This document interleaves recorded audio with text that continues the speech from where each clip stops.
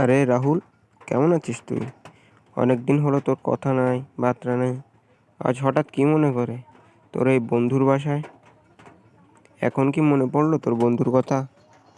কতদিন হয়ে গেছে তুই আসিস না। আরে দোস্ত, তুই তো জানিস আমি একজন লেখক, আর লেখকের কাজ হচ্ছে লেখালেখি করা। আমি এখানে এসেছি গ্রাম বাংলার নতুন কোনো ইউনিট গল্প লিখতে। আচ্ছা, তুই কি সম্পর্কে গল্প লিখবি ভেবেছিস? আমাকে বল, আমি যদি কোনো সাহায্য করতে পারি তোকে।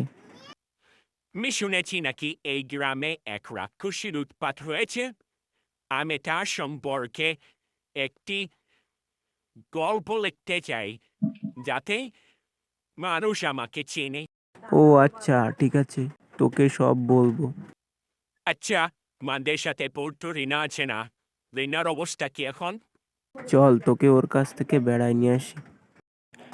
আরে রিনা, দেখ কে এসেছে, চিনতে পারছিস?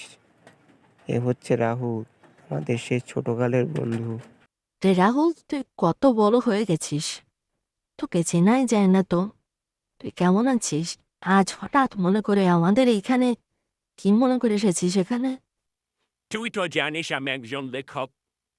আমি এখানে আসছি নতুন কোনো গল্প লিখবো বলে, নতুন অ্যাডভেঞ্চারে। ও আচ্ছা, বুঝতে পারছি।